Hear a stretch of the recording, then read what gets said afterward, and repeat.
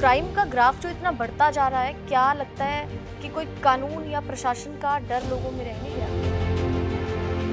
भारती, आपकी उम्र कम है मुझसे। आपने वो समय नहीं देखा, मैंने वो समय भी देखा है जब मैं कॉलेज में थी। कांग्रेस के समय में, हुड्डा जी के समय में, INLD के समय में बिहार के साथ कंपेयर होता था कि हाँसी हरियाणा का बिहार बन गया है। मैंने बाजारों को शाम 7 बजे बंद होते देखा है भारती। आज वो माहौल है, आप मेरे साथ चलिए। आप और मैं पैदल उस बाजार से 12 बजे भी घर आ सकते हैं सेफ। लेकिन आप ही के हाँसी में JJP के नेता की शाम 6 बजे के करीब गोलियां मारकर हत्या कर दी। 10 लोग उसमें इन्वॉल्व थे। क्या भाजपा सरकार किसानों की, आम जनता की हितैषी नहीं है, जो भाजपा सरकार सुप्रीम कोर्ट जाकर पहुंच गई? 2019 की अगर बात करें तो 2019 में तो आंकड़े बिल्कुल साफ थे। बिल्कुल बहुमत के साथ भाजपा ने 10 की 10 सीटें जीती थी, लेकिन इस बार आधी सीट पे सिमटकर भाजपा रह गई। वो पार्टी जो अपने संकल्प पत्र में 2म दर्जे की दृष्टि रखती है, बेनिफिट अल्पसंख्यक को, बहुसंख्यक को जहां बुरा बताना है वहां बहुसंख्यक, जहां बेनिफिट देना है वहां अल्पसंख्यक रखती है, वो पार्टी खुलकर पब्लिक के सामने गलत नैरेटिव सेट करते हुए भारतीय जनता पार्टी को हिंदू और मुसलमान के अंदर भेद करने वाली पार्टी बताती है। कितने 2म दर्जे की बात है। मल्लिकार्जुन खड़गे जी ने कहा था, मोदी जी मेरे पास आइए, मैं आपको डिटेल में मैनिफेस्टो समझाता हूँ, शायद आपको पढ़ने में गलती होगी। किरण चौधरी ने जब इस्तीफा दिया था और भाजपा में वो शामिल हुई थी, उस वक्त जयप्रकाश जी का एक बयान जो था बड़ा विवादों में रहा। हर बात पर, चाहे वो महिला आरक्षण की बात हो, हर बात पर इन्होंने क्रेडिट लेने की कोशिश की कि ये विचार कांग्रेस की तरफ से आया था। अभी संसद में जो ये यंग MPs की एंट्री हुई है, कंगना और चिराग का जो मामला है आजकल बड़ा सुर्खियों में भी है। चिराग जी और कंगना जी की दोस्ती ऐसे ही कायम रहनी चाहिए। लोग तो जोड़ी बना रहे हैं उनकी आपस में। हरियाणा की सबसे शिक्षित महिला, भाजपा की स्पोक्स पर्सन और राइटर हैं, रिसर्चर हैं, नेहा धवन जी स्टूडियो में हमारे साथ मौजूद हैं। नेहा जी, बहुत स्वागत है आपका। Thank you so much. सबसे पहले आप अपने अचीवमेंट्स के बारे में बताइए, क्योंकि हम तो शायद उतने अच्छे से बखान कर नहीं पाएंगे, लेकिन लोगों के लिए जानना बहुत ज़रूरी है। जी देखिए, अभी किसी भी काम को करने से पहले मेहनत बहुत ज़रूरी है। जीवन में मेहनत बहुत की। शिक्षा के क्षेत्र में सबसे पहले बात ये थी कि मेरे जो पेरेंट्स हैं वो चाहते थे, हम 3 सिस्टर हैं, और मेरी माँ को ये उनका सपना था कि वो पढ़ें, लेकिन उनके परिवार ने उनको 8वीं तक पढ़ाया। उस ज़माने में इतना महिलाएं पढ़ती नहीं थी, लेकिन उनके मन में एक बात बैठी हुई थी कि मुझे हायर एजुकेशन लेना है, वो नहीं ले पाई। उन्होंने अपना सपना हमारे में देखा, तो आज हम 3 बहनें हैं और 3 बहनें ही बहुत ज़्यादा हाई क्वालिफाइड हैं मेरे से। हरियाणा जैसे राज्य से जहाँ से आप आती हैं, जहाँ पर एक तो साक्षरता दर हो या फिर वो लिंग अनुपात वाली बात आती है, और महिलाओं को लेकर तो खासकर ये रहता है कि ज़्यादा पढ़ाई लिखाई की तरफ माता पिता इतना ध्यान नहीं देते, तो ऐसे राज्य से आना और इतनी बड़ी उपलब्धियां, DU में भी आपने टॉप किया है। बिल्कुल बिल्कुल, मैंने 10th सब्जेक्ट में, मेरी मास्टर चल रही है, 9 डिफरेंट सब्जेक्ट्स में मैंने मास्टर डिग्री होल्ड किया है, और अभी मैं हिंदुइज्म में MA कर रही हूँ, और DU से मैंने MSc फॉरेंसिक साइंस की है और नॉर्थ कैंपस से पास आउट हूँ, और बहुत सारी क्वालिफिकेशन मेरी टेक्निकल हैं, साइंस बैकग्राउंड से हैं, और उसमें मैंने पॉलिटिकल साइंस भी ऐड किया, पब्लिक एडमिनिस्ट्रेशन भी ऐड किया, MSc फॉरेंसिक किया, MSc एनवायरनमेंट साइंस किया, MTech मैंने YMCA से किया, मैंने गेट क्वालिफाइड किया, और स्कॉलरशिप से नेशनल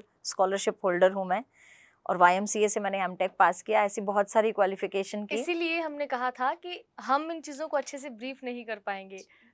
आपकी उपलब्धियां तो इतनी हैं कि कम होने का नाम नहीं लेती, और एक औरत होने के नाते, एक लड़की होने के नाते बड़ा अच्छा लगता है जब औरतें इस क्षेत्र में आगे जाती हैं। बिल्कुल, क्योंकि ये सब परिवार से शुरू होता है। मेरे परिवार में एक ये बात थी कि लड़कियों को लड़कियां नहीं समझा जाए, लड़कियां जो हैं वो बेटों के बराबर हैं, और अगर इन्हें नर्चर किया जाए, ऐसा एनवायरनमेंट दिया जाए तो बेटियां शायद बेटों से ज़्यादा ऊंचा नाम कर सकती हैं परिवार का। और वो हम तीनों बहनों ने करके दिखाया। और मेरे पेरेंट्स ने बहुत स्पेस दिया। मेरे पिताजी ने मुझे खुद का चेतक स्कूटर चलाना सिखाया जब मैं 10th में थी। 10th में ही मुझे स्विमिंग सिखाई, मुझे बाइक चलाना सिखाया, मुझे ट्रैक्टर चलाना सिखाया। मैं एक बहुत इंटरेस्टिंग बात आपको बताना चाहूँगी कि जितनी भी हरियाणा में बाइक रैलीज हुई, मैं इकलौती महिला थी जो बुलेट चला के उन बाइक रैलीज में गई। जींद में अमित शाह जी ने पहली बाइक रैली बुलाई थी और उसमें मैं हांसी से अपनी विधानसभा से बाइक चलाकर वहाँ पहुँची थी जींद रैली में। उसके बाद मुझे जितनी भी बाइक और साइकिल रैलीज का मौका मिला, मैंने उसमें नंबर 1 पोजीशन हासिल की। और सबसे बड़ी बात, मुझे सानेवाल विधानसभा चुनाव प्रभारी के नाते भेजा गया था, हरियाणा के प्रवासी कार्यकर्ता के नाते।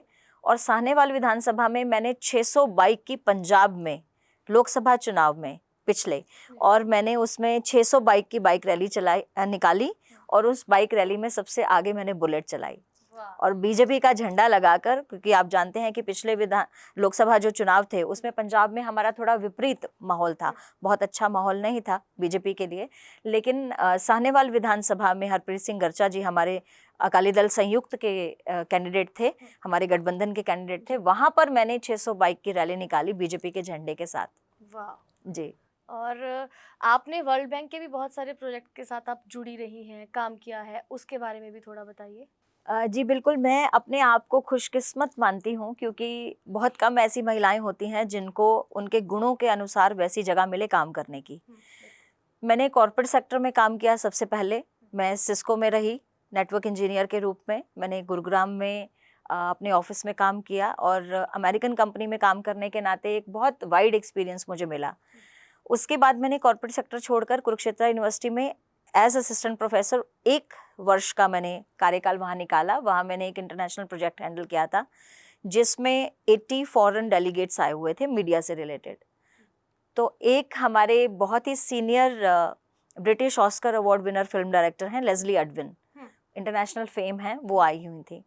उन्होंने मुझे उस टीम में से सिलेक्ट किया वहाँ से, और ऑन स्टेज कुरुक्षेत्र यूनिवर्सिटी के ऑडिटोरियम में पूरे स्टाफ के सामने उन्होंने अनाउंस किया कि I am selecting Neha Dhawan from here and she will be working with me for my next project. फिर मैंने Oscar award winner Hollywood director को मैंने 2.5 साल असिस्ट किया। उनके साथ मैंने 4 इंटरनेशनल प्रोजेक्ट किए। उन्होंने जेंडर इक्वालिटी पर काम किया। उन्होंने इंडियाज़ डॉटर के नाम से निर्भया गैंग रेप पर जो BBC ने प्रोड्यूस की थी डॉक्यूमेंट्री, वो बनाई, उसका मैं बहुत प्रोमिनेंटली पार्ट रही। और फिर जब उनका थिंक इक्वल, उन्होंने जेंडर इक्वालिटी पर काम करते हुए इस डॉक्यूमेंट्री के बाद एक वर्ल्ड बैंक का प्रोजेक्ट किया जिसमें उन्होंने एक करिकुलम निकाला। वो करिकुलम बहुत सारे देशों में आज लगाया गया है जो कि जेंडर इक्वालिटी बेस्ड है, ताकि जो छोटे बच्चे हैं उनको शुरुआती दौर पर ही इस तरह से बिल्ड किया जाए, इस तरह से नर्चर किया जाए कि उनके अंदर लिंग के प्रति स्पेशल अट्रैक्शन ना हो, उनके लिए जेंडर इक्वालिटी हो। उस करिकुलम का इंग्लिश से मैंने पंजाबी में ट्रांसलेशन किया और 23 पुस्तकों का ट्रांसलेशन किया। और मेरे लिए बहुत ही सौभाग्य की बात है कि वो पुस्तकें आज पंजाब के प्रत्येक आंगनवाड़ी सेंटर में पढ़ाई जा रही हैं। बड़ी उपलब्धि है। इसके अलावा और एक खास बात आपसे जानेंगे कि प्रधानमंत्री नरेंद्र मोदी की जो पुस्तक है उन्होंने लिखी है, उसको आपने पंजाबी में ट्रांसलेट किया। उसके बाद प्रधानमंत्री जी ने आपकी तारीफ भी की, आपके लिए शब्द बोले, शाबाश, बहुत बढ़िया। तो क्या फीलिंग थी, क्या उस वक्त आपने महसूस किया? देखिए, ये बात करते ही ना मेरे चेहरे पर इतनी खुशी आ गई है, क्योंकि मुझे लगता है कि हम भारतीय होने के नाते हर भारतीय का ये सपना होगा कि वो नरेंद्र मोदी जी से मिलें। मेरा भी सपना था, मेरे पेरेंट्स का भी सपना था कि मैं अपने देश के प्रधानमंत्री नरेंद्र मोदी जी से मिलूं। जब मैं नरेंद्र मोदी जी से मिली अभी लोकसभा चुनाव में, मुझे ये मौका दिया गया संगठन की तरफ से, और जब मैंने उनको बताया कि मैंने आपकी जो पुस्तक है उसका 25वीं लैंग्वेज में, जो पंजाबी लैंग्वेज है, उसमें मैंने ट्रांसलेशन पूरा कर दिया है और वो पब्लिश होके आ गई है इसी वर्ष ही, तो ये सुन के वो बहुत खुश हुए। उन्होंने मुझे कहा कि अरे वाह, और मैंने उन्हें कहा कि मैं जल्द ही इसको आप तक भेजूंगी। मैं वहाँ भी लेकर गई थी, लेकिन सिक्योरिटी रीजंस के कारण वो पुस्तक मैं उन्हें भेंट नहीं कर पाई वहाँ पर। तो उन्होंने कहा कि आप मुझे भेजिए, बहुत बढ़िया। और ये मौका मुझे दिया था, मैं उनका नाम यहाँ लेना चाहूँगी, डॉक्टर अंजना संधीर जी का, जो कि अहमदाबाद गुजरात से हैं और नरेंद्र मोदी जी उन्हें बहुत पुराने समय से जानते हैं। मोदी जी ने ये पुस्तक ओरिजिनली लिखी थी गुजराती भाषा में। जब वो पहली बार मुख्यमंत्री बने थे गुजरात के, तो उन्होंने ये पुस्तक डॉक्टर अंजना संधीर जी को दी थी हिंदी में ट्रांसलेट करने के लिए। उसके बाद उन्होंने इस पुस्तक का बीड़ा उठाया हुआ है और उन्होंने अब तक 25 लैंग्वेजेस में इसको ट्रांसलेट करवाया है और 25th सिल्वर जुबली पुस्तक जो है वो पंजाबी भाषा की आई है। मेरी मातृभाषा पंजाबी है, मेरी माँ ने मुझे बचपन से पढ़ने लिखने सिखाई है और मेरी मदर भी पंजाबी की राइटर थी। वो मैगज़ीन में लिखती थी, 8वीं पास थी, लेकिन उनके आर्टिकल पंजाबी मैगज़ीन में पंजाब में छपते थे और गुरमत प्रकाश में भी उनके आर्टिकल छपे हैं। अच्छा जी। और हमारे बंदई संप्रदाय की एक पुस्तक पत्रिका आती है, उसमें भी उनके रेगुलर आर्टिकल छपते थे और उन्होंने उनकी जो हमारे अंदर प्रेरणा थी, उसके बाद हमारा लिखना, साहित्य सृजन करना शुरू हुआ। मेरी बड़ी बहन है डॉक्टर गीतू, वो हिंदी विभाग की प्रोफेसर हैं गुरु जम्भेश्वर विश्वविद्यालय में। तो पूरा साहित्यिक माहौल हमारे घर में था लिखने पढ़ने का। मेरे घर की लाइब्रेरी में 5000 से ज़्यादा पुस्तकें हैं, तो घर में ऐसा माहौल था, तो पुस्तकों से प्रेम बहुत ज़्यादा है, इसलिए लिखना पढ़ना शुरू हुआ। ये 24वीं पुस्तक मेरी ट्रांसलेशन की आई, वो भी माननीय नरेंद्र मोदी जी की। और जब उनके मुंह से मैंने शाबाश सुना, अरे वाह बहुत बढ़िया, ऐसे शब्द सुने, मुझे लगता है कि मेरे संपूर्ण जीवन काल का मोटिवेशन मुझे उनसे मिल गया, उनका आशीर्वाद मिल गया, क्योंकि आज हमारे लिए वो एक बहुत बड़ी शख्सियत हैं। देश का नाम उन्होंने पूरे विश्व में चमकाया है। उनकी वजह से भारत देश का नाम पिछले कई दशकों से जो डिम हो रहा था, जो पीछे जा रहा था, वो आज आगे चमका है। चाहे G20 में आपने एक रूप देखा भारत का, किस तरह से उन्होंने इंटरनेशनल फेमस पर्सनालिटी को भारत में भारत को नमन करने के लिए मजबूर कर दिया। मजबूर डरा कर नहीं किया, मजबूर धमका कर नहीं किया। देखिए, हम किसी को भी मजबूर कर सकते हैं, लेकिन उनकी नज़रों में इज्जत बनाना, ये बहुत बड़ी बात होती है। भारत की इज्जत बढ़ाई उन्होंने। इस वजह से मुझे लगता है कि मैंने जब उनके मुंह से अपने लिए इतने आशीष वचन सुने, मुझे लगता है कि मेरे जीवन का आशीर्वाद उन्होंने मुझे दे दिया। आप पुस्तक अपने साथ लाई भी हैं, एक बार बिल्कुल दिखाना भी चाहेंगी हमारे दर्शकों को? बिल्कुल। ये पुस्तक है, टाइटल है इसका अख ए तन है और इसके ओरिजिनल राइटर नरेंद्र मोदी जी हैं। इसमें इसके बारे में एक बात बताना चाहूँगी आपको। इस पुस्तक में उनके बारे में इतनी विशेष बातें हैं। ये उनके जीवन काल की रचना है। उन्होंने जो अपने जीवन के संघर्ष देखे, उनके राजनीतिक जीवन में, पारिवारिक जीवन तो उनका रहा नहीं क्योंकि सामाजिक जीवन उनका ज़्यादा था, उस पूरे जीवन काल में उनको जिस तरह के अनुभव हुए, उनके मन के जो भाव थे, वो उन्होंने इस पुस्तक में संजोए। इस पुस्तक में देशभक्ति को लेकर, युवाओं को मोटिवेशन से लेकर, प्रकृति से लेकर और भारतीय त्योहारों से लेकर, गुजरात के गरबा से लेकर, तितली से लेकर, आसमान से लेकर और संघर्ष जीवन को लेकर, प्रेम को लेकर इसमें कविताएं हैं। इससे ये पता चलता है कि नरेंद्र मोदी जी जो इतनी बड़ी शख्सियत हैं, जो इतने स्ट्रॉन्ग व्यक्तित्व के धनी हैं, देश के लिए जो इतने कड़े फैसले ले रहे हैं, इतने महत्वपूर्ण फैसले ले रहे हैं, उनके मन में एक कवि सृजन करता हुआ एक लेखक भी है और वो इतने भावुक भी हैं, ये इससे पता चलता है। और मैं एक छोटी सी बात और कहना चाहूँगी कि जितने लोग नरेंद्र मोदी के खिलाफ हैं, जितने लोग एंटी मोदी हैं, उनको ये पुस्तक ज़रूर पढ़नी चाहिए। चाहे आपकी भाषा पंजाबी है चाहे नहीं, क्योंकि ये 25 भाषाओं में आ चुकी है। जो भी आपकी मातृभाषा है, चाहे हिंदी में पढ़ना चाहे, इंग्लिश में पढ़ना चाहे, उर्दू में पढ़ना चाहे, तमिल में, मलयालम में, किसी में भी पढ़ना चाहें, आप ये पुस्तक पढ़ें। मुझे लगता है कि वो उनके धुर विरोधी भी होंगे, उनके समर्थक बन जाएंगे। क्यों? क्योंकि आज नरेंद्र मोदी जी को जब हम G20 में बात करते पर्यावरण की सुनते हैं, तो लोग सोचते हैं कि ये उनकी टीम की तरफ से इंड्यूस्ड विचार है, जो उनको करने के लिए कहा गया है। ये नरेंद्र मोदी जी की सोच नहीं है। लेकिन ये पुस्तक उनके पहली बार मुख्यमंत्री बनने से पहले लिखी गई है, तब भी उन्होंने पर्यावरण को सहेजने के लिए कविता लिखी है। विपक्ष कई बार कहता है कि नरेंद्र मोदी जी जो अपने भाषण है ना, वो भी टेलीप्रॉम्प्टर से देते हैं, नहीं तो वो अटक जाते हैं। कई तरह की बातें विपक्ष करता है, क्या आप सोच रखते हैं? जब से टीवी इंडस्ट्री शुरू हुई है, मुझे 22 वर्ष हो गए दूरदर्शन और ऑल इंडिया में काम करते हुए, मीडिया में काम करते हुए, और मैंने 22 वर्षों में आज तक नहीं देखा किसी भी न्यूज़ रीडर को टेलीप्रॉम्प्ट के अलावा न्यूज़ पढ़ते हुए। उनको क्या कहेंगे हम? कि उनकी बुद्धि का विकास नहीं है, उनको बोलना नहीं आता, या उनको राजनीति की समझ नहीं है? नहीं, बट आजकल तो बहुत से लोग बिना टीपी के ही बोलते हैं मैम।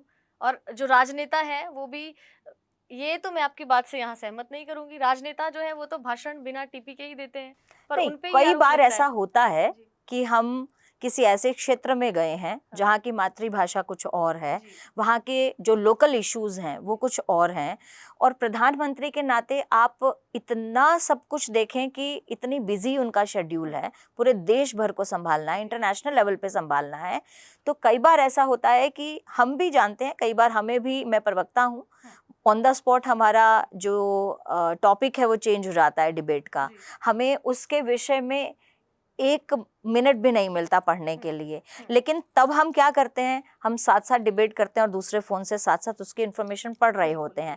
तो इस तरह की जो रूटीन होता है उसमें कभी कभी अगर माननीय प्रधानमंत्री जी ने टेलीप्रॉम्प्ट यूज़ भी किया, ऐसा 100% नहीं है, क्योंकि उनकी जीवन यात्रा देखिए, जब वो अपना परिवार छोड़कर, अपना घर छोड़कर संघ के लिए वो जब बाहर निकले थे, तो क्या उस समय टेलीप्रॉम्प्ट यूज करते थे?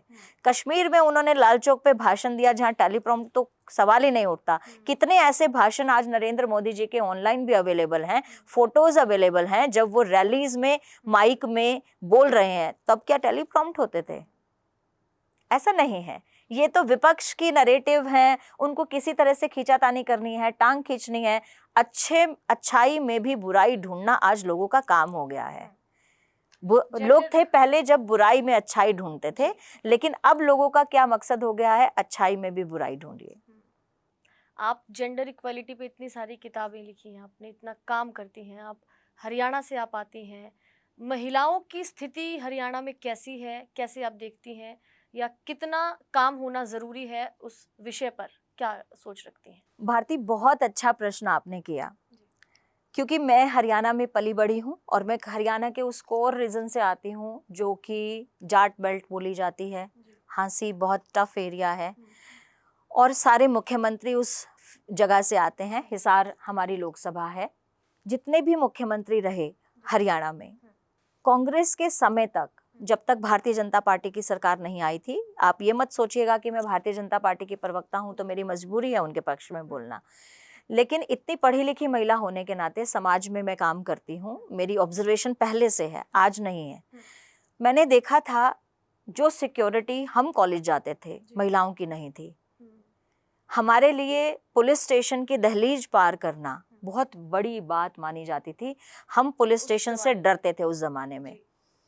2014 में जब भारतीय जनता पार्टी की सरकार आई, सबसे पहला महत्वपूर्ण बात जो माननीय नरेंद्र मोदी जी ने पानीपत से शुरुआत की, वो थी बेटी बचाओ बेटी पढ़ाओ की।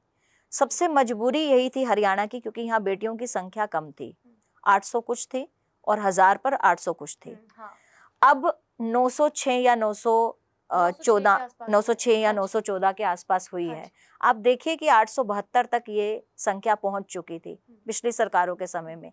लेकिन ना तो चौटाला साहब की सरकार INLD का, ना ही कांग्रेस का हुड्डा साहब की सरकार का ध्यान इस ओर गया। वो बात करते थे कि हरियाणा में शादी के लिए लड़कियां नहीं है लड़कों के पास, लेकिन उसकी वजह से जो क्राइम बढ़ रहा था, उसकी वजह से जो समाज में इनइक्वालिटी आ रही थी और जो दोयम दृष्टि महिलाओं के लिए रखी जा रही थी, उस और किसी ने कदम नहीं उठाया। क्यों नहीं उठाया?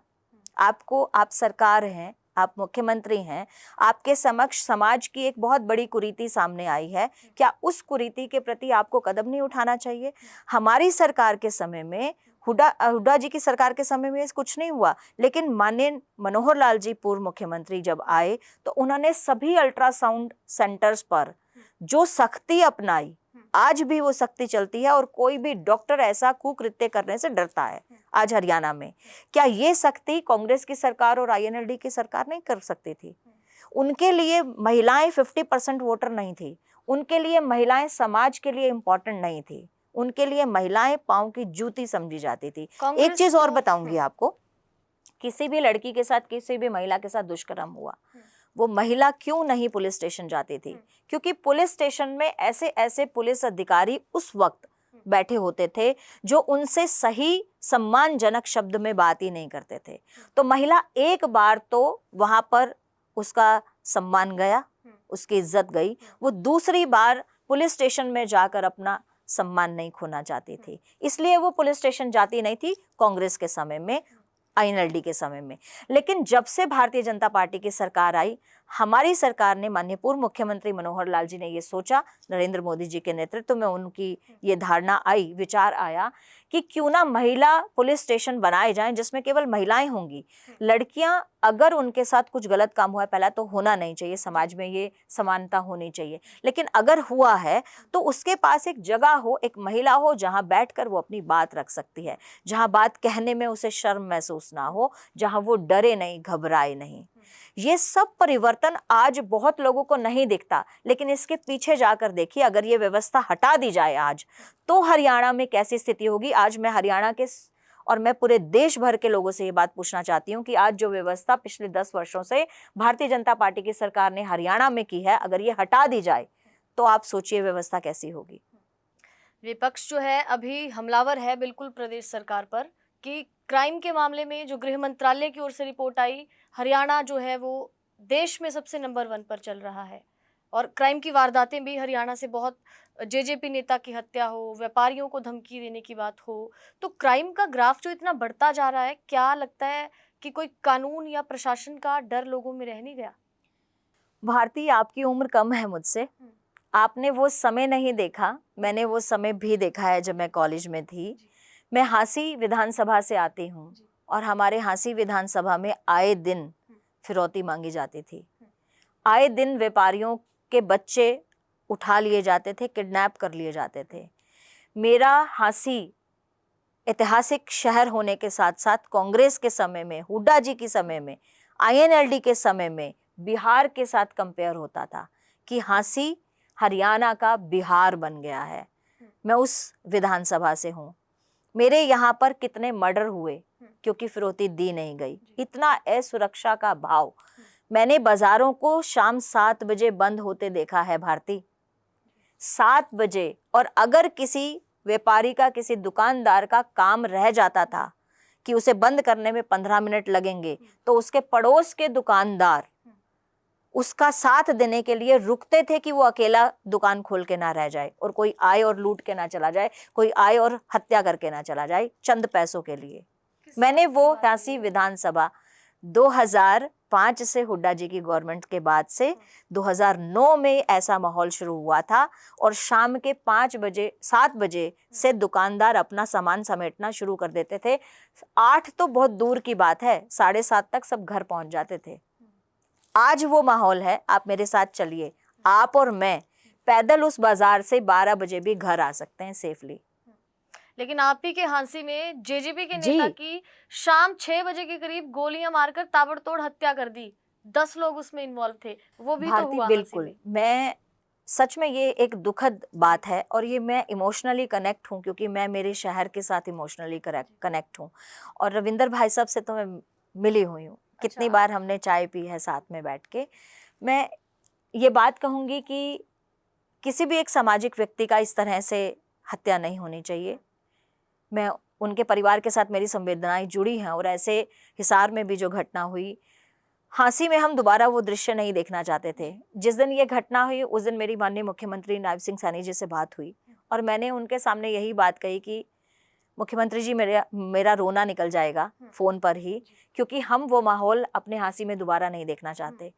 और माननीय मुख्यमंत्री नायब सिंह सैनी जी ने मुझे फ़ोन पर ही ये आश्वासन दिया कि आप चिंता नहीं करें, हम हांसी को बिल्कुल उन्होंने उसी दिन विश्वास से ये बात कही थी और इतने कड़े शब्दों में उन्होंने मुझसे ये बात कही थी कि आप विश्वास रखें, एक भी व्यक्ति बख्शा नहीं जाएगा। और पूरे हरियाणा में अगर कोई ऐसी आपराधिक मानसिकता के साथ आता है, किसी भी जगह पर, हांसी नहीं, हिसार में, यमुनानगर में, करनाल में, पानीपत में, कहीं पर भी अगर कोई व्यक्ति आम जन को परेशान करता है तो वो बख्शा नहीं जाएगा। और आपने देखा 2 दिन के अंदर 8 लोगों को गिरफ्तार किया जा चुका 8 लोगों को गिरफ्तार किया, एनकाउंटर भी किया और थाईलैंड से पकड़कर भी भारत नहीं हरियाणा लाया गया। जो ये एक्शन है आज हरियाणा सरकार का, ये एक्शन पहले भी हुआ था कांग्रेस के समय में। आप देखिए, कानून आप बात कर रहे हैं कि केसेस बढ़ गए हैं या ऐसे घटनाएं बढ़ गई हैं, मैं कहूँगी भारती बढ़ी नहीं है, पहले से हमारी कम हुई है। पिछले 6 महीने का, जब से नायब सिंह सैनी जी आए हैं, माननीय मनोहर लाल जी के जो प्रयास थे उसका रिजल्ट ही एंड में निकला है, इसलिए हम उनकी प्रयासों को कम नहीं आंक सकते। माननीय नायब सिंह सैनी जी जब से मुख्यमंत्री बन के आए हैं, दिसंबर 2023 से लेकर जून 2024 तक का डाटा है कि लूटपाट, मारपीट, हत्या, डकैती, मर्डर, दुष्कर्म और दुष्कर्म के प्रयास, इन सभी चीजों में 61% के मामले कम हुए हैं पिछले 6 महीने में। ये रिपोर्ट है ऑफिशियल, जो कि विधानसभा में जाएगी। ये ऑफिशियल रिपोर्ट आपको बता रही हूँ। और दूसरी बात, आज केवल नैरेटिव सेट करने से विपक्ष के, ये बात, सत्य को आप छिपा नहीं सकते, आज नहीं तो कल सत्य बाहर आएगा। और जिस तरह से इस लोकसभा चुनाव में कांग्रेस और अन्य विपक्ष ने, और सबसे बड़ी बात आम आदमी पार्टी ने झूठ बोलने का जो हरियाणा में काम किया, संविधान खत्म कर देंगे, आरक्षण खत्म कर देंगे, जो इस तरह के नैरेटिव सेट करने की बात थी, हिंदू और मुसलमान की बात थी। जबकि मैं हैरान हूँ, मैं प्रवक्ता हूँ, मैंने सभी पार्टी के, यानी कि कम्युनिस्ट तक भी मैंने जो है उनके जो संकल्प पत्र थे वो पढ़े, उनके जो घोषणा पत्र थे पढ़े, मैनिफेस्टो पढ़े। आप देखिए कि कांग्रेस के मैनिफेस्टो में हिंदू और मुसलमान शब्द 22 से 28 बार था। अल्पसंख्यक और बहुसंख्यक से वो संकल्प पत्र भरा हुआ था। लेकिन वो पार्टी जो अपने संकल्प पत्र में दोयम दर्जे की दृष्टि रखती है, बेनिफिट अल्पसंख्यक को, बहुसंख्यक को, जहां बुरा बताना है वहां बहुसंख्यक, जहां बेनिफिट देना है वहां अल्पसंख्यक रखती है, वो पार्टी खुलकर पब्लिक के सामने गलत नैरेटिव सेट करते हुए भारतीय जनता पार्टी को हिंदू और मुसलमान के अंदर भेद करने वाली पार्टी बताती है। कितने दोयम दर्जे की बात है। मल्लिकार्जुन खड़गे जी ने कहा था, मोदी जी मेरे पास आइए, मैं आपको डिटेल में मैनिफेस्टो समझाता हूँ, शायद आपको पढ़ने में गलती हो गई हो। नहीं, पढ़ना तो सिर्फ कांग्रेस के नेताओं को ही आता है ना। इस तरह का उन्होंने कहा कि हमारे मैनिफेस्टो को पूरा परसेप्शन चेंज करके लोगों को बताया जा रहा है, हमारा मैनिफेस्टो तोड़ मरोड़ कर लोगों को समझाया जा रहा है, लिखा कुछ है, अर्थ कुछ है। भारती जी, भारतीय जनता पार्टी के कार्यकर्ता अगर उनकी तरह विक्षिप्त और कूटनीतिक वाली राजनीति करने वाले होते तो उनका ये नैरेटिव पूरे देश भर में सेट नहीं होने देते। हम अपनी चाल चल रहे थे, हाथी अपनी चाल चलता है, बाकी सब पीछे रहते हैं। हमने उनकी तरह रणनीति नहीं अपनाई। हमने जिन विचारों को हमें जनता के सामने रखना था, हमने अपने विकास की बात उनके सामने रखी थी। लेकिन आज मैं भारतीय जनता पार्टी की प्रवक्ता होने के नाते, कार्यकर्ता होने के नाते, संगठन से मुझे प्रेम है, मैं भारतीय जनता पार्टी संगठन से बहुत प्यार करती हूँ।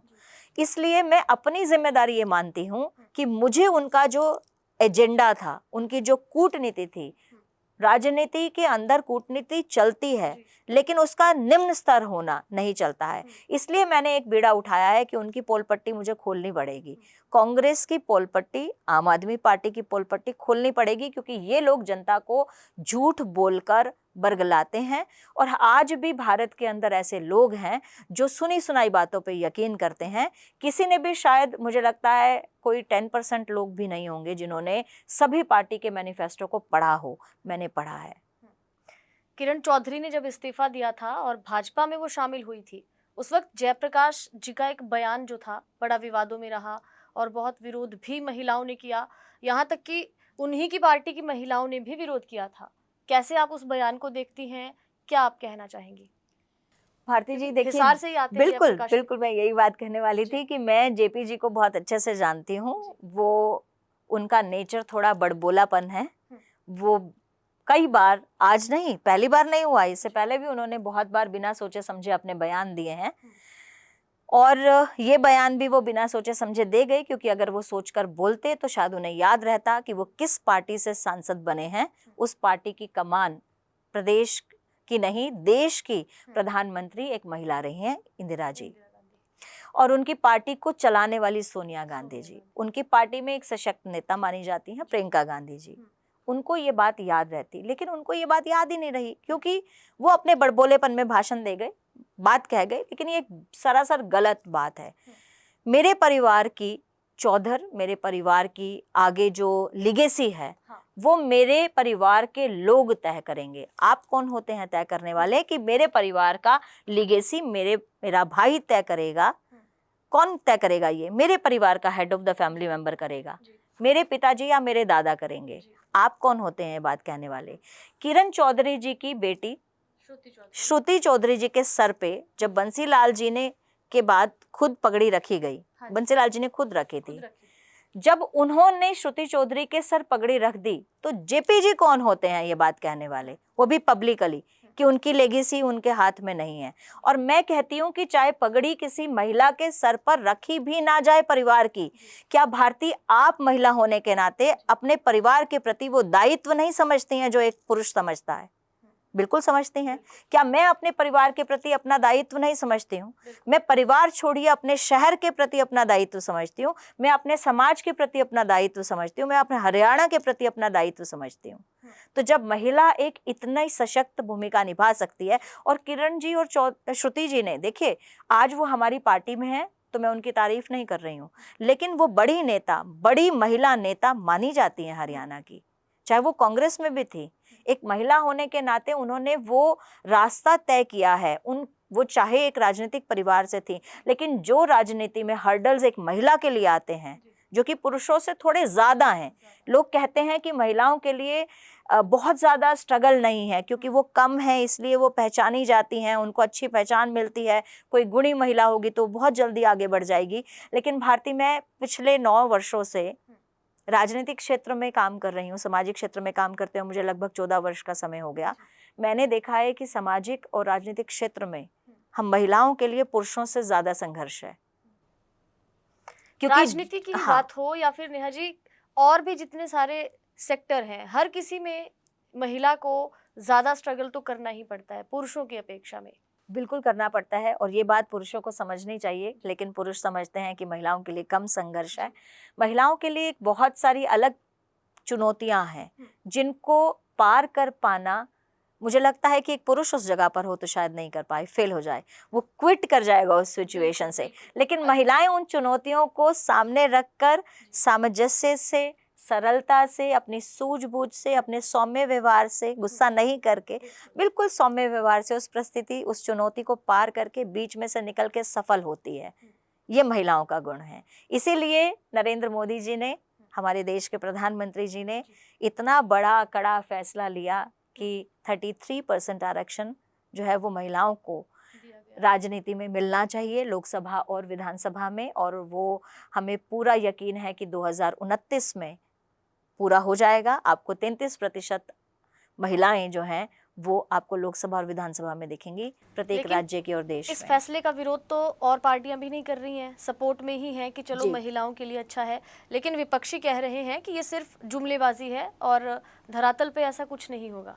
भारती, में मुझे बहुत हंसी आती है इस बात पर कि जब भी कोई काम भारतीय जनता पार्टी की केंद्र की या प्रदेश की सरकार करती है तो उससे पहले आप देखिए हर सांसद जो है केंद्र की काम को अपने सिर लेने लगता है कि ये काम तो कांग्रेस लाई थी, ये विचार तो कांग्रेस ने शुरू किया था। जैसे डिजिटलाइजेशन ऑफ इंडिया, ये काम कांग्रेस कहती है राजीव गांधी जी ने शुरू किया था। बिल्कुल मैं भी मानती हूँ, माननीय हमारे पूर्व प्रधानमंत्री राजीव गांधी जी ने शुरू किया था, लेकिन उसकी शुरुआत के बाद उसको आज एक ठेले तक पहुंचाना, एक रिक्शा वाले तक पहुंचाना, एक ऑटो चालक तक पहुंचाना, ये काम किसने कर दिखाया? ये काम करने से पहले तो प्रत्येक व्यक्ति ने ये कहा था विपक्ष के कि कैसे एक रेडी वाला ऑनलाइन पेमेंट करेगा, कहा था कि नहीं, लेकिन हमने पहुंचाया।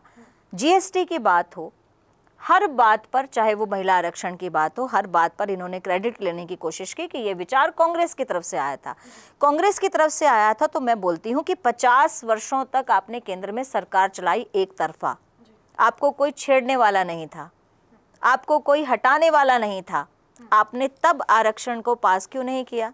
महिलाओं के लिए सोचा क्यों नहीं? लेकिन जब हमने लोकसभा में पास कराया, हमने अपर हाउस राज्यसभा में पास कराया, दोनों सदनों में जब पास हो गया तो आप इसमें ओबीसी आरक्षण, ओबीसी की महिलाओं के लिए आरक्षण की बात करके एक नया शगुफा छेड़ देते हैं। आप एक ऐसी चाल चलते हैं कि इनकी वाहवाही नहीं होनी चाहिए। मोदी जी की वाहवाही नहीं होनी चाहिए। कांग्रेस ये सोचती है, ये कूटनीति है उनकी कि भारतीय जनता पार्टी की अच्छाई में भी बुराई ढूंढना। अब फिर से उन्होंने ये बात छेड़ी थी, लेकिन हम महिलाओं को ये बात समझ में आई, क्योंकि हर राजनीतिक दल में, चाहे वो किसी भी पार्टी से संबंध रखती हों, महिलाएं अपने संघर्ष को मुझे लगता है कि एक समान मानती हैं। और हम सब महिलाओं ने कहा कि हमें ओबीसी या अन्य सेक्टर्स में मत बांटिए, हमें अभी पुरुष और महिला के अंदर ही रहने दीजिए, हमें अपने संघर्षों के साथ जीने दीजिए, हमारे में फूट डालो, राजनीति मत करो। आपने तो अंग्रेज़ों से यही सीखा है ना, कांग्रेस वालों ने, क्योंकि अंग्रेज़ों ने कांग्रेस का गठन किया था, आपको मालूम है कि नहीं भारती? अंग्रेज़ों ने कांग्रेस का गठन किया था और उस समय इनके जो फाउंडर थे वो एक अंग्रेज़ थे, जब हमारे ऊपर वो राज करते थे। और ये जितने भी आज कांग्रेस के मेंबर हैं उसी पार्टी के मैनिफेस्टो पर चल रहे हैं आज भी। तो ये तो फूट डालो राजनीति करो वाली पार्टी है, तो ये तो समाज में फूट डालो राजनीति करेंगे ही। नेहा जी, अभी संसद में जो ये यंग एमपीज की एंट्री हुई है, कंगना और चिराग का जो मामला है आजकल बड़ा सुर्खियों में भी है, इस पर क्या कहेंगी आप? क्या अपनी राय रखती हैं? देखिए, आपको दोनों अच्छे लगते हैं कि नहीं? जी, वो तो सबको अच्छे लगते हैं शायद। देखिए, कंगना और चिराग जैसे और जितने भी हमारे यंग एमपीज आज लोकसभा में हैं, मुझे बहुत प्रसन्नता होती है देखकर, क्योंकि जब मैं नए यूथ को, नई जनरेशन को एक ऐसे रिप्रेजेंटेशन में देखती हूँ जहाँ से आपने देश को चलाना है, अपने लोकसभा क्षेत्र को चलाना है, उसके पूर्ण विकास के बारे में सोचना है, समाज में इतनी अग्रणी भूमिका निभाते हुए मुझे बहुत अच्छा लगता है। और चिराग जी और कंगना जी की दोस्ती ऐसे ही कायम रहनी चाहिए। लोग तो जोड़ी बना रहे हैं उनकी आपस में, क्या लगता है उनका कोई भविष्य में कोई संभावनाएं दिख रही हैं आपको? देखिए, एमपी की जोड़ी तो उनकी बन गई है अब, और एक्टर्स वो दोनों पहले थे ही, साथ में फिल्म भी कर चुके हैं। और उनकी पर्सनल बात तो मैं खैर नहीं बता सकती हूँ, क्योंकि मेरी इस विषय में उनसे बात नहीं हुई, लेकिन अच्छे लगते हैं दोनों साथ में।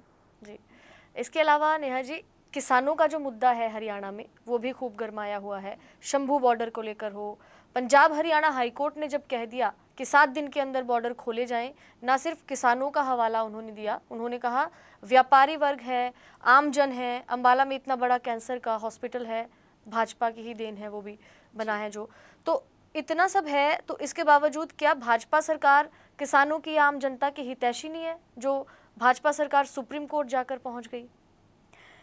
भारती जी, मैं बिल्कुल खुले मन से और डंके की चोट पर एक बात कहूँगी, अगर इस देश में किसानों के लिए किसी ने सोचा है तो वो भारतीय जनता पार्टी की सरकार है, माननीय नरेंद्र मोदी जी हैं। आज से पहले किसानों के लिए इन सब चीज़ों के बारे में सोचा ही नहीं गया जो आज हमारी सरकार ने सोचा है, मेरी सरकार ने सोचा है। आपको ये सुनने में बहुत हैरानी होगी, जब से हरियाणा बना 2014 से पहले एक बार भी किसी फसल पर एमएसपी नहीं दी गई, चाहे किसी की भी सरकार रही हो। हमारी सरकार 2014 में बनी और जो केंद्र से हमें इंस्ट्रक्शन थी, माननीय पूर्व मुख्यमंत्री मनोहर लाल जी ने 14 फसलों पर एमएसपी देने का काम किया हरियाणा में।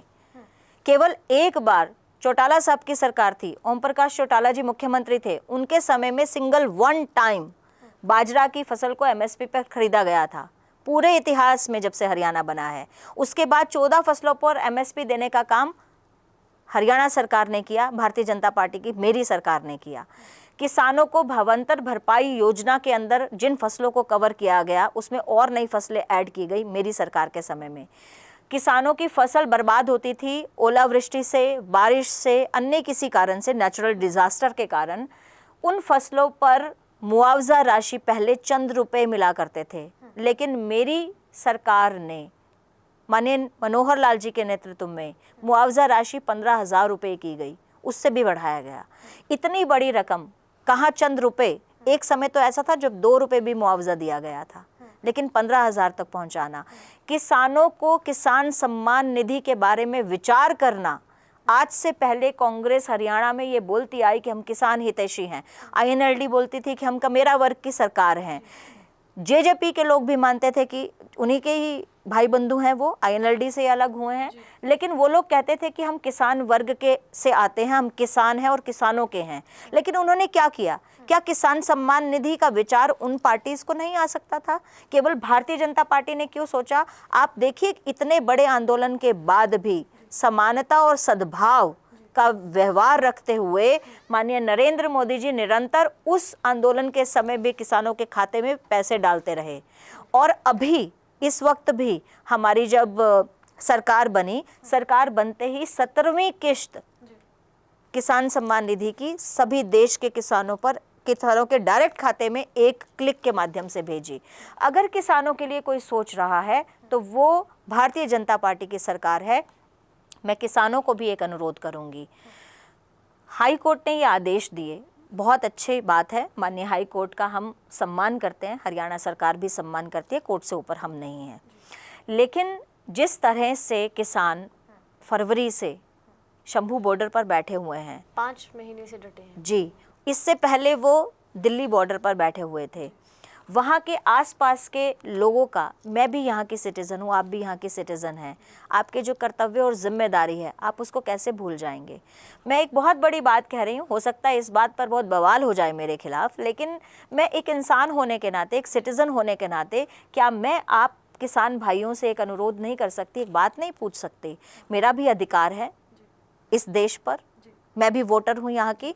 मैं इन किसान भाइयों से एक बात पूछना चाहती हूँ कि क्या आपने एक बार भी सोचा कि आसपास के एरिया के जितने भी लोग हैं उनके व्यापार पर कितना बुरा प्रभाव पड़ रहा है? क्या आपने सोचा कि जिस व्यक्ति को दूर दराज जाना है उसको 2 घंटे लेट जाम में जाना पड़ेगा, पता नहीं वो किस मुसीबत में है, किस भाव से अपने घर से निकला है, किस दुख से निकला है? आपने इतने लंबे टाइम से जो बॉर्डर सील करके रखा है, देखिए एजिटेशन आंदोलन लोकतंत्र का एक अभिन्न अंग है, वो रहना चाहिए। मैं भी इसके पक्ष में हूँ, क्योंकि जब निर्भया गैंग रेप हुआ था उसमें भी मैं दिल्ली यूनिवर्सिटी की उस समय स्टूडेंट थी, मैंने भी लाठियाँ खाई हैं कांग्रेस की, मैंने भी उस समय पुलिस की लाठियाँ खाई हैं, मैं भी उस एजिटेशन में, उस आंदोलन में संसद के पास बैठी थी।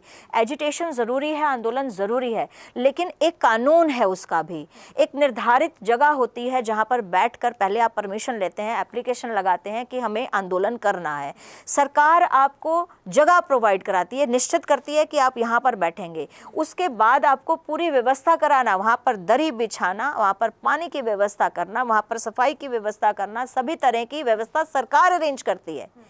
क्या किसान भाई इतने सहज हृदय से इस तरह की बातचीत पर क्यों नहीं आए? हर बार उनको केंद्र में बुलाया गया बातचीत करने के लिए, लेकिन जो स्टबन वाला भाव है ना, ये देशवासियों को नहीं रखना चाहिए, इससे देश का नुकसान है।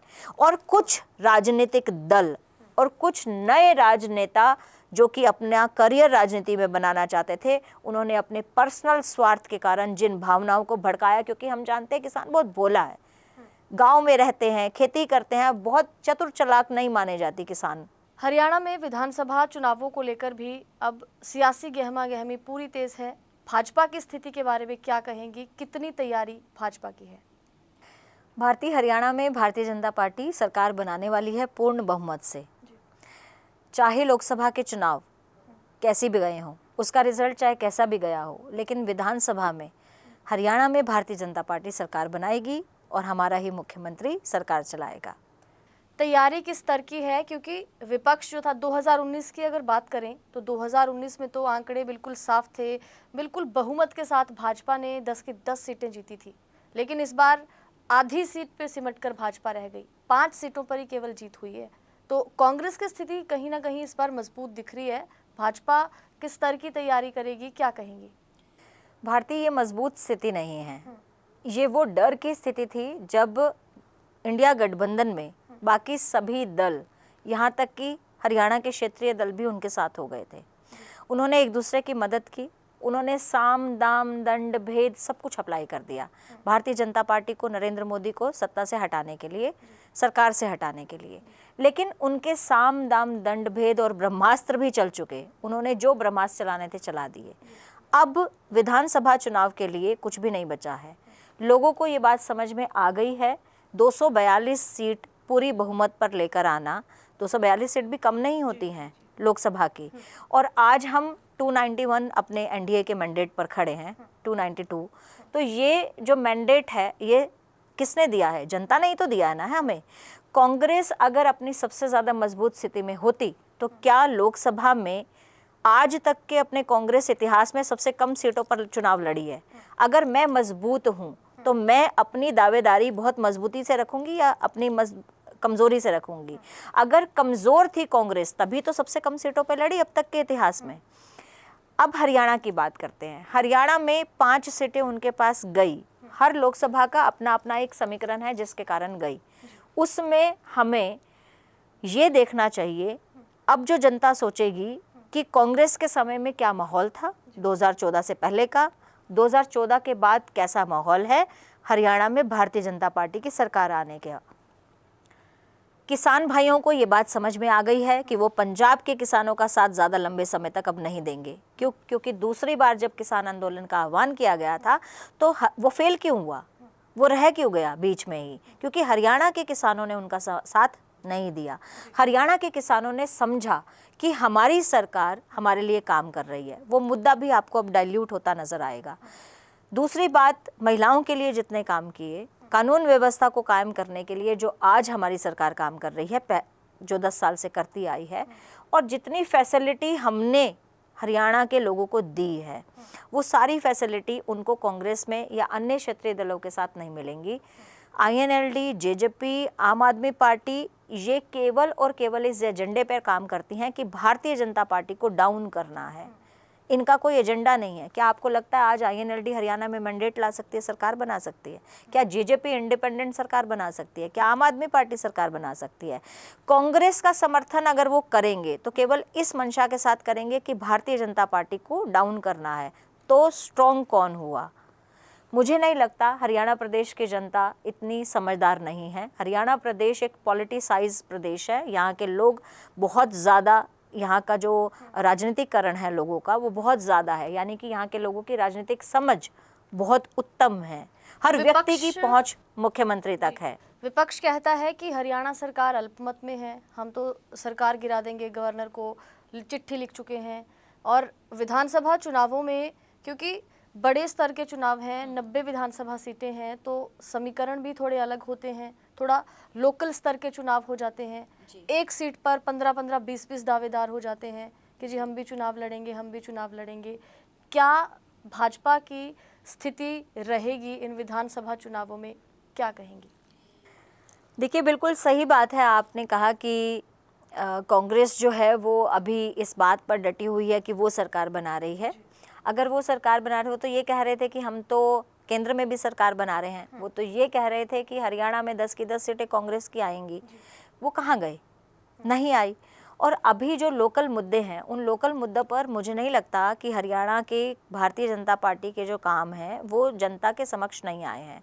आज जो घर बैठे लाभ, ऑनलाइन ट्रांजैक्शंस का, ऑनलाइन काम करने का, सरकारी दफ्तरों के चक्कर ना काटने का, ये जो काम हमने दिया है, भ्रष्टाचार के ना करते हुए हमने सरकारी नौकरियां दिए हैं। आज एक आम व्यक्ति की बेटी आईएएस HCS लगती है, अधिकारी बनती है। आज एक आम रेडी वाले का बच्चा सरकारी नौकरी पाता है। आज एक गांव का आम व्यक्ति का बेटा सरकारी नौकरी, अगर उसने 9 फॉर्म भरे हैं और वो इंटेलिजेंट है तो 9 की 9 नौकरियां उसे मिली हैं। आदमपुर चुनाव में हमने एक ऐसे गाँव में एक ऐसे बच्चे से बात करी, इस ऐसे व्यक्ति से बात की जिसको 9 गवर्नमेंट जॉब मिली थी। क्या ये संभव हो पाता किसी और सरकार में? क्या उसका परिवार ये नहीं समझेगा कि अगर ईमानदारी से किसी सरकार ने नौकरी दी है तो वो भारतीय जनता पार्टी की सरकार है? तो इन सब चीज़ों को मद्देनज़र रखते हुए मुझे लगता है कि हरियाणा प्रदेश की जनता भारतीय जनता पार्टी के समर्थन में जाएगी। और जहाँ तक बात नीति और रीति की है, कांग्रेस ने हमेशा लूट का काम किया, कांग्रेस ने हमेशा भ्रष्टाचार को बढ़ावा दिया, कांग्रेस ने हमेशा महंगाई को बढ़ावा दिया। माननीय मनमोहन सिंह जी की सरकार थी, 13.68% महंगाई का प्रतिशत था रेट। आप देखिए कि आज महंगाई दर जो है वो 5.6 या 5 के आसपास ही रहती है। आज महंगाई, आप नैरेटिव सेट कर रहे हैं कि महंगाई दर आज ज़्यादा है। आज 5 या 5.5%, और मनमोहन सिंह जी के समय पर चाहे वो वित्त मंत्री रहे, चाहे वो प्रधानमंत्री रहे, उस वक्त 13.68% तक पहुंच गई थी। वो दर ज़्यादा है या आज दर ज़्यादा है? आप पुराना समय लोग भूल जाते हैं, लेकिन हम राजनीतिक व्यक्ति हैं, हम पुराना समय भूलते नहीं हैं। हरियाणा में आज परिवहन को लेकर, रेलवे को लेकर, इंफ्रास्ट्रक्चर डेवलपमेंट को लेकर, सड़क निर्माण को लेकर पहले बाहरी सड़कें बनाई गई, अब तीसरी बार जो समय रहेगा गांव और शहर की अंदर की सड़कें भी बन जाएंगी। शौचालय बनवाना, उज्ज्वला योजना के कनेक्शन देना, ये सब काम जो किए गए, लखपति दीदी बनाना, ये सब काम हरियाणा में हुए हैं। ये सब कार्य संभव हो पाए हैं हमारी सरकार में, और पूरा मैंडेट आप देखिएगा हरियाणा में मिलेगा। सूझबूझ के साथ भारतीय जनता पार्टी काम कर रही है। लोकसभा चुनाव में हमारी 5 सीटें आई, उससे हमने सबक भी लिया है, हम कहाँ पीछे थे। मेरा जो मानना है, मेरी जो आंकलन कहता है, मेरा मानना है कि हमने नैरेटिव सेट करने पर ध्यान नहीं दिया, विपक्ष ने दिया, और उसमें भी पॉजिटिव नैरेटिव जो हमने काम किए हैं, हम काम करते रहे। हम ये सोचते रहे कि हम काम करेंगे लोगों को दिखेगा अपने आप, नहीं, हमें जनता को वो काम दिखाने भी हैं, और उस काम का क्रेडिट मिले ना मिले, लेकिन हमारा अब फ़र्ज़ बनता है कि हम अपने किए काम को जनता तक पहुंचाएं कि हमने काम किया है। हम उसमें पीछे रहे, इसलिए 5 सीटें आई। तो हमने वो सबक भी लिया है, इस बार विधानसभा चुनाव में हम इस काम को भी पूरा करेंगे। विधानसभा चुनावों में क्या लगता है कितनी सीटों पर जीत भाजपा दर्ज कर सकती है? मैं नंबर ऑफ सीट आपको नहीं बोलती हूँ अभी, लेकिन पूर्ण बहुमत की सरकार भारतीय जनता पार्टी इंडिपेंडेंट सरकार बनाएगी। चलिए, तो विधानसभा चुनावों को लेकर भी हमने चर्चा की, किसानों के मुद्दे पर भी चर्चा की। भाजपा की स्पोक्स पर्सन नेहा धवन जी के साथ विस्तार से बात की। नेहा जी, शुक्रिया स्टूडियो में। बहुत बहुत आभार आपका, बहुत अच्छा लगा आपसे बात करके। शुक्रिया।